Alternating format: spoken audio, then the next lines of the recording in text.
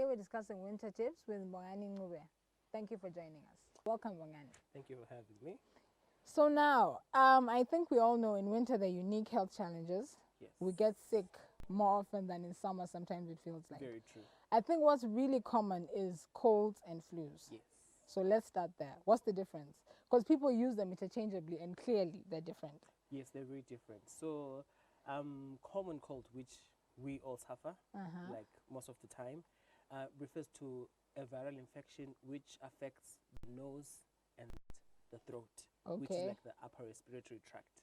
Okay. Like the nose and the throat. Okay. However, flu is just a shortcut for influenza, which affects like the entire respiratory system, which is the nose, the throat, and the lungs. So that's the major difference. So how would someone know they have a cold? What would you be feeling as a person to be like, I think this is a cold that I have? You'll be having running nose, general body malaise, you'll be coughing, and you'll be having your loss of appetite as well. Okay, and the flu?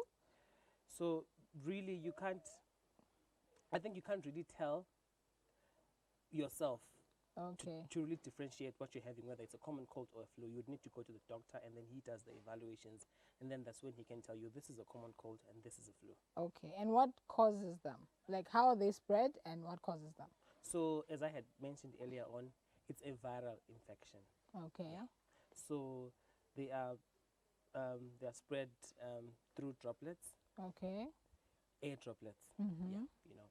So this is why we encourage people to wash their hands, to have proper cough etiquette. Okay, I like that. Explain.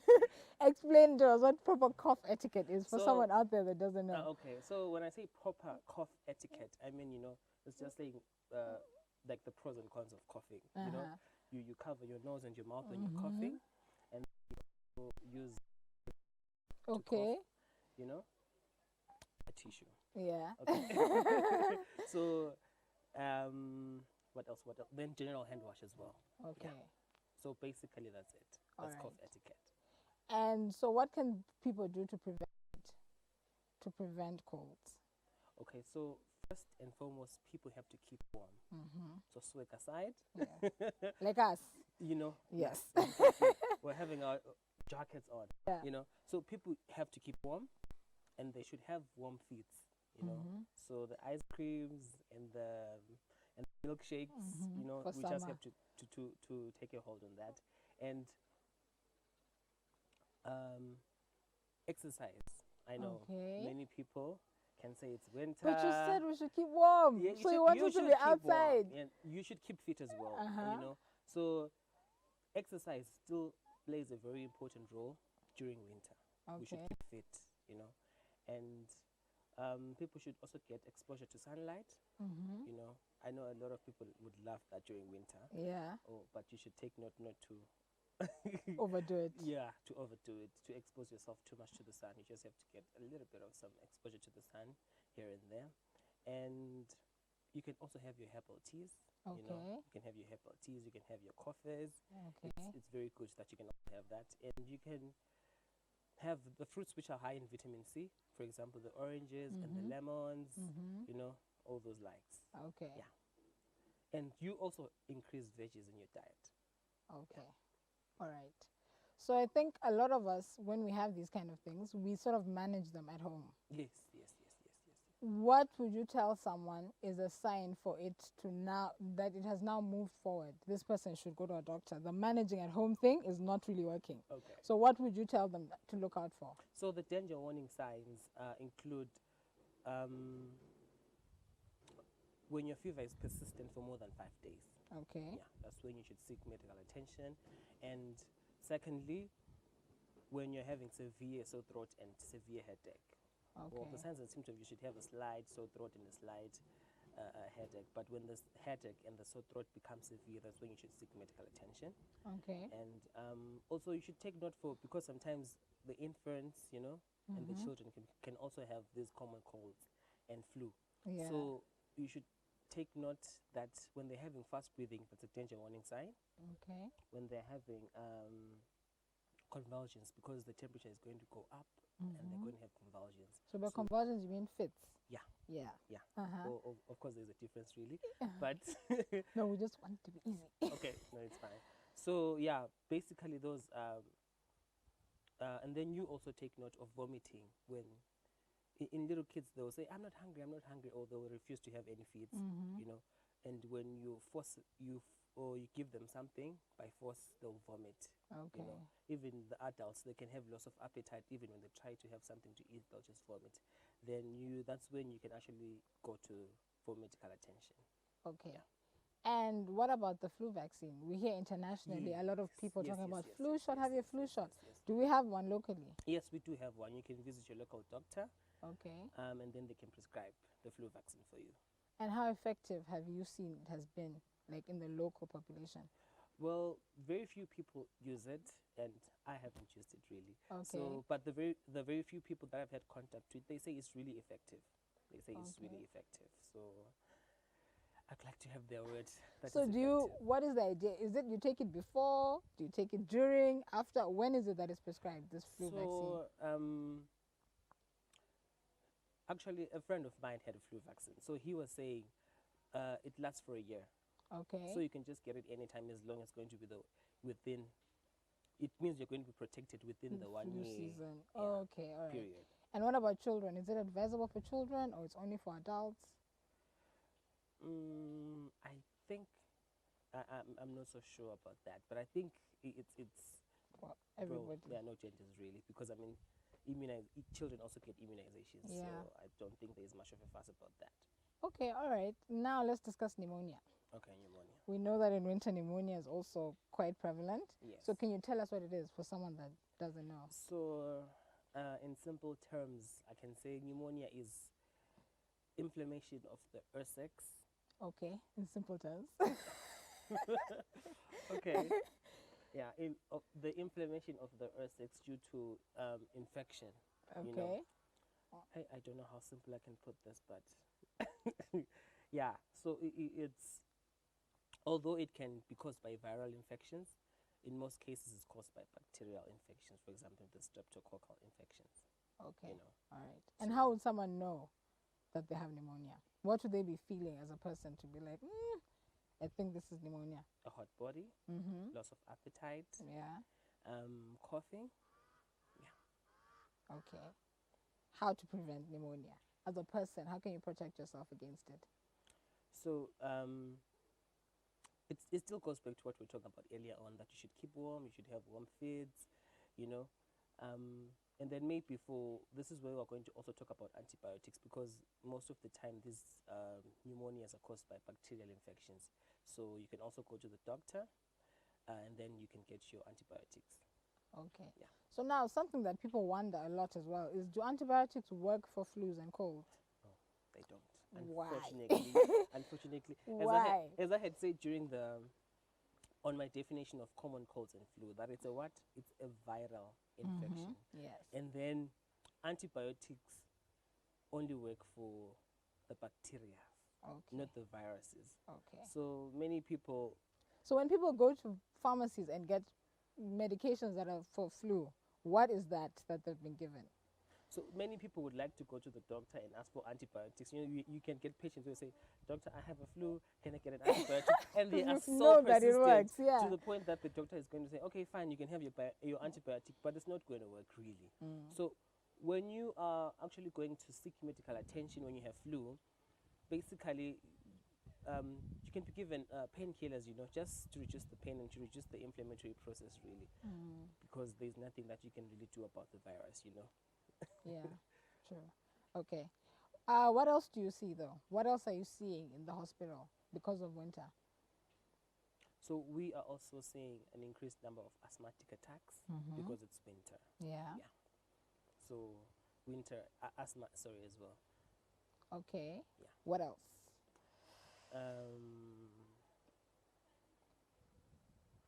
What else? What else? People usually don't come to the hospital because it's winter. Okay. You know, they prefer to stay at home. But in most cases, we have conditions to do with the with the respiratory tract, which we were talking about, the common colds, the flus, the pneumonias, and the asthmas, really. Yeah. Okay, what about people that have joint problems? Especially the elderly, you usually hear them talking about when it's cold, my knee, I feel. So do you have those kind of things, and how do you manage them? Yeah, we also get patients, especially the elderly, as you had said, coming in presenting with joint problems, because it's due to lack of activity. We're just at home, in our blankets. We don't want to move around, and when we're moving around, it's now painful. So yeah, really, this is why I was saying exercise still plays a very important role, even during winter. And what exercises would you recommend? No, jogging in the morning. Yeah. So not inside the house stretching those things that we see on TV. Because someone can say, I work, I'll be moving around at work, so I do exercise. No. When you have to exercise, go out of the house, so that you can really run. But you can also do the stretching, at home. It's still okay, really. It's just that some people would say, the reason why I'm saying go out and run, someone can just be at home and say, I'm exercising, and they're locked, and they're not really doing anything, Yeah, this is why I would encourage people to go out and run. You'd find that when you run, you'd find yourself sweating. Yeah. Which is very getting good. warmer, getting which warmer. makes it exactly okay. What about things like numbness? Maybe people that feel like their hands and feet are numb or cold, or blood isn't flowing there. Yeah. Those kind of things. Yeah. Are you seeing those as well? Yeah. They also present with those symptoms. People with common colds and flus. They also present with numbness, because there's little blood flow to the peripheries, really. This is why I would also encourage them to keep active and to keep warm. That's your solution to everything. That's the solution to everything, So, and we also encourage them to really keep warm, even in the morning. Well, there's not much that you can do, especially for the kids who are going to school, but you can just make them hot water bottles just to keep the hands warm, Okay. What about cold sores? Like people that you can see that have sores. What about those? What do you suggest for people that are prone to cold sores during winter? Cold sores. When you say cold sores, there are a number of things that come into my head, not necessarily winter. So there can be so many things, underlying conditions really, that can predispose someone to having cold sores, mouth sores. So really, I would encourage them to go to the doctor, because in most cases there would be an underlying condition. So it's really not. So you don't feel like it's about the cold. No, I of course it can, but I don't really feel like it's because of the cold. Okay, let's talk about these vulnerable populations. Yes. Children, old people. Exactly. People that are taking care of them, whether you live with a child, or maybe you work in old people's home, you work in a preschool or something like that.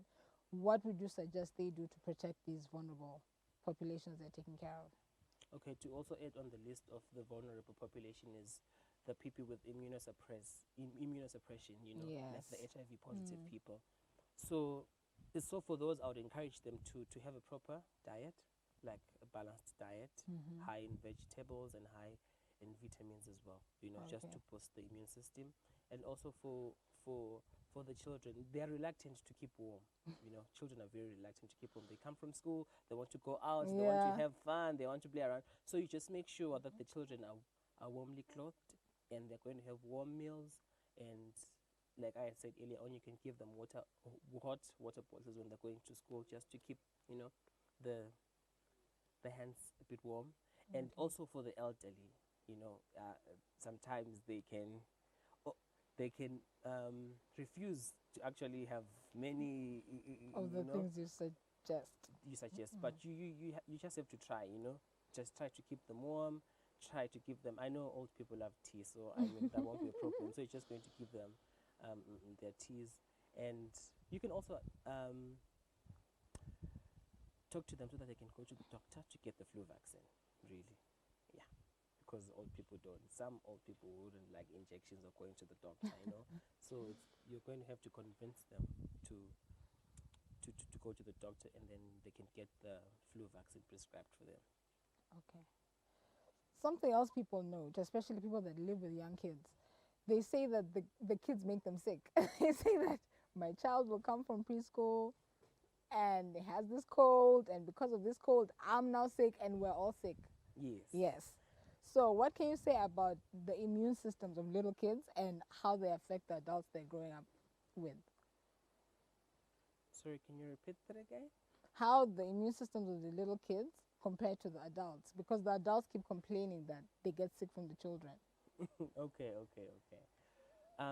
As I had said, that it's airborne, you know, and well, it depends on the age of the kids, but really the immune system of the little children, it wouldn't have matured enough, and I would say older people have a mature immune system than children.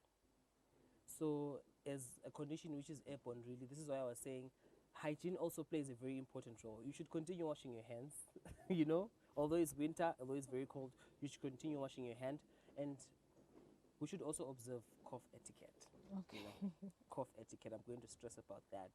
Cough properly, cover your nose, cover your mouth when you're coughing, you know, and discard the tissues as well. Yeah, although Yeah. there's been a research really that you should take note of the tissue that you use, because you know some of these cheap tissues, if I may say, they can actually aggravate the symptoms, you know. So I would encourage people to use baby soft tissues, but Wow. they're Okay. expensive. So you are just going to see, when you're going to the supermarket, you're just going to see which tissue paper you can actually use, because some of these ones, they actually aggravate the symptoms, you know.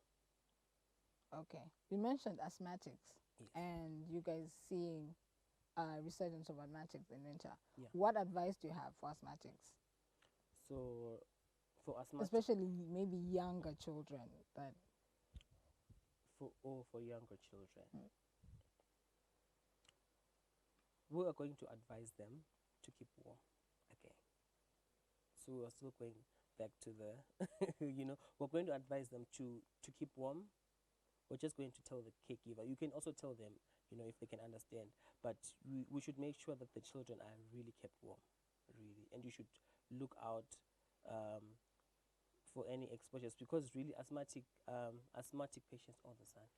Okay, so really asthmatic patients, there usually will be a trigger for the asthma to happen. Either it's a dust or pollen grains, you know, or winter itself. So this is what I was saying with reference to winter and asthma. We just have to keep the children warm. All right. So coughs are also quite prevalent in winter. Yes. You hear a lot of people, "Oh, my son is coughing, my daughter's coughing." So what can you tell us about coughs? So the definition of cough is, it is a common reflex for clearing the airways, you know. So someone who's presenting with a common cold, with the flu, with asthma, with pneumonia, they can all present with cough.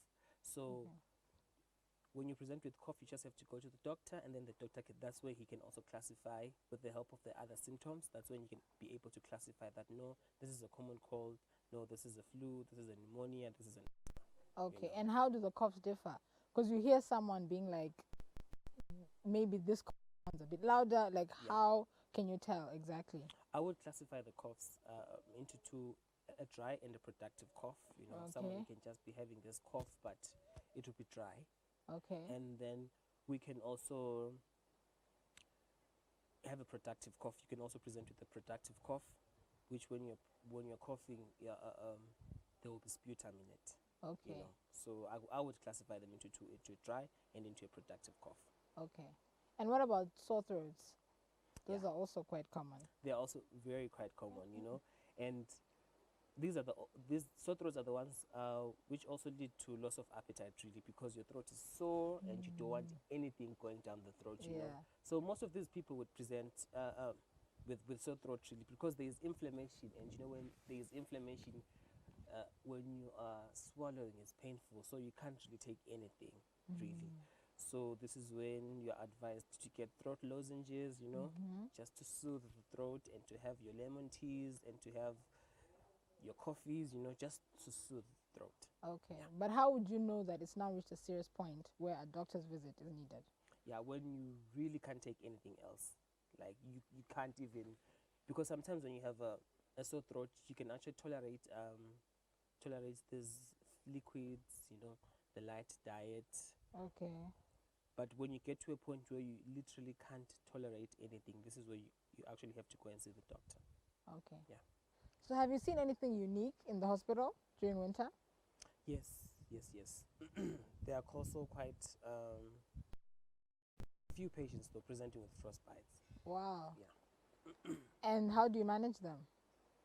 Well, really, we just encourage them to keep warm, really, because all the time, you know, because the peripheries, as I said earlier on, that there's reduced blood flow to the peripheries, Okay. so it predisposes them to frostbites as well. So we encourage them to keep warm. We also encourage them, you know, to really keep warm and put on gloves, the use of water bottles, you know, just to keep the peripheries warm. Okay. Yeah. So what would be your top winter tip? My top winter tip, well, also to add on what we were talking about, my top winter tip, a lot of people are not going to like this one, but I would advise people to go for an HIV test. You know, I would also advise people to go for an HIV test. Why am I saying this so? Because when you see yourself having frequent upper or lower respiratory tract infections, you may be having immunosuppression. So it's very important that you should go get your HIV status checked out so that your immune system can be dealt with properly, you know. So I know a lot of people would not love to hear this one, especially during winter, you know, but I would advise people to go for HIV test, you know. Okay. Thank you. They shall do that. Thank you for joining us today on Health and Living with me, Nomaqhawe Ndlovu. Please join us next time and keep warm.